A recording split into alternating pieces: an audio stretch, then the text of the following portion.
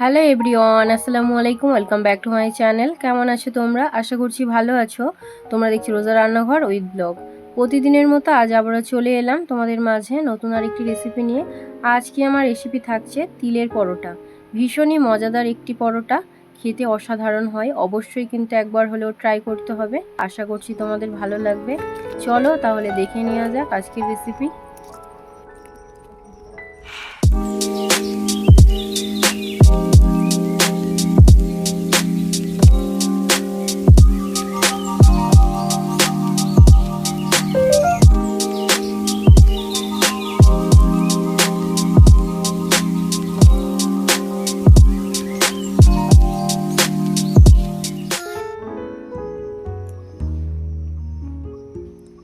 আজকে বানাবো তিলের পরোটা।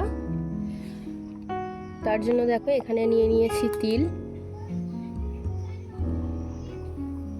এবারে ময়দাটাকে মাখিয়ে নেব। ময়দার মধ্যে প্রথমে দিয়ে দিচ্ছি স্বাদ মতো নুন,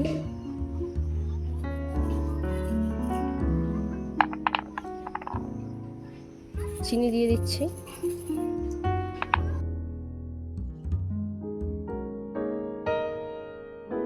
এবারে দিয়ে দেব সাদা তিল,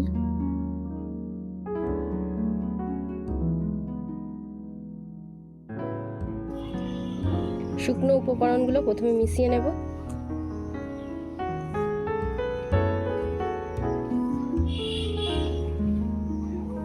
এবারে ময়ামের জন্য দিয়ে দিচ্ছি সাদা তেল।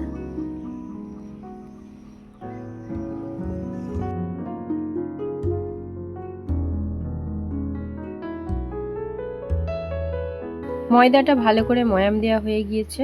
এবারে অল্প অল্প জল দিয়ে ময়দাটা মাখিয়ে নেব।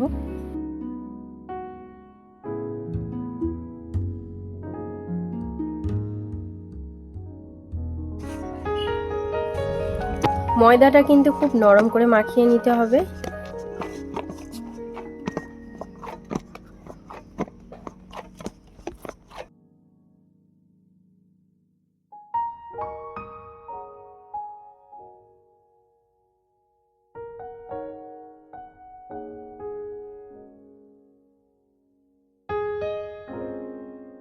ময়দাটা একদম সফট করে মাখিয়ে নিয়েছি।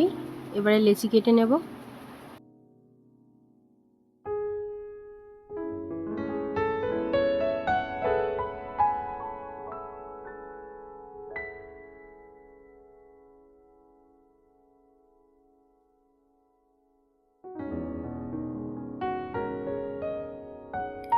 এবারে পিড়ে বেনির মধ্যে একটু তেল লাগিয়ে নিয়েছি।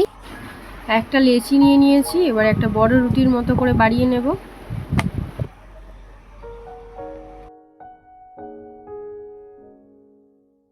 এবারে দিয়ে দিচ্ছি সাদা তেল। সাদা তেলটা ভালো করে লাগিয়ে নেওয়া হয়ে গিয়েছে। এবারে একটা চামচের সাহায্যে একটা সাইড কেটে নেব।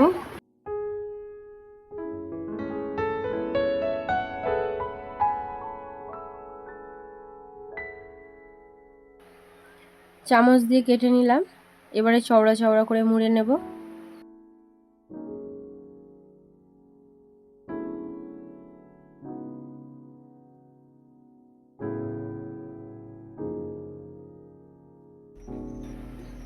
একটা মোড়া হয়ে গিয়েছে, দেখো কিভাবে বানাচ্ছি।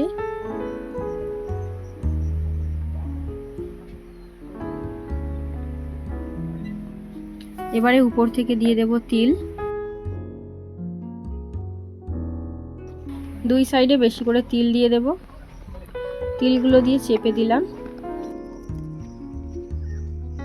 খুবই সহজে দেখো আমার একটা বানানো হয়ে গিয়েছে। এবার একটা থালার মধ্যে তেল লাগিয়ে নিয়েছি। এবার এটাকে এর মধ্যে রেখে দেব।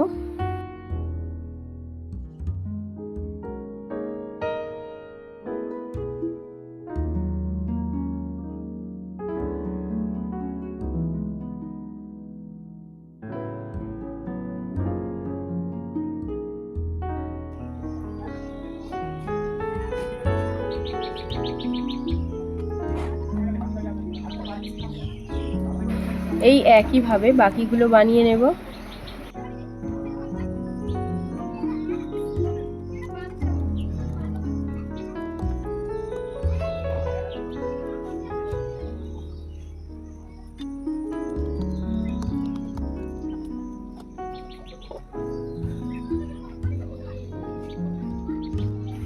ময়দাটা বাড়ানো হয়ে গিয়েছে, এবার এটাকে ঢাকা দিয়ে রেখে দেবো 2 ঘন্টার জন্য। যেহেতু আমার হাতে অনেকটাই সময় আছে তার জন্য 2 ঘন্টা রাখলাম। তোমরা চাইলে 15 মিনিটও রেখে দিতে পারো। ফিরে এলাম 2 ঘন্টা পর। এবারে পরোটাগুলো বেলে নেব।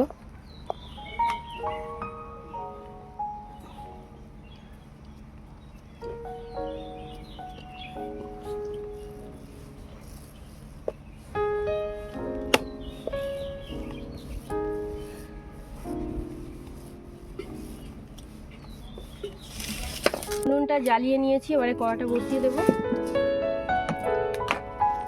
পরোটা ভাজার জন্য দিয়ে দিচ্ছি সাদা তেল।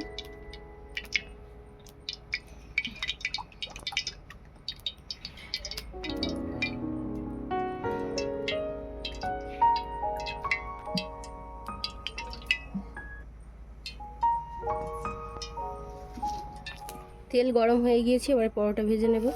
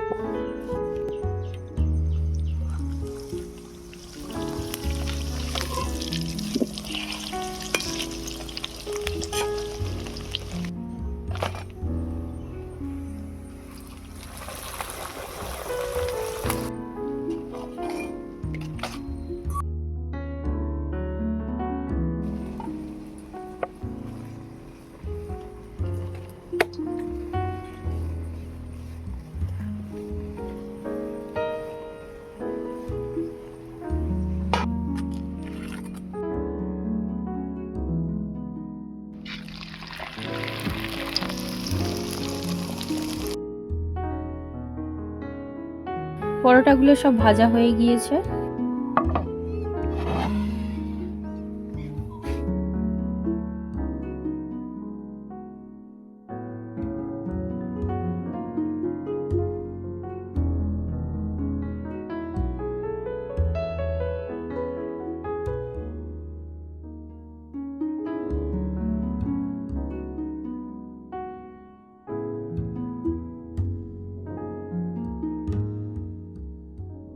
আমার আজকের রেসিপি তোমাদের কেমন লেগেছে অবশ্যই কমেন্টে জানাবে। যদি আজকের রেসিপি ভালো লেগে থাকে বন্ধুদের সঙ্গে শেয়ার করো।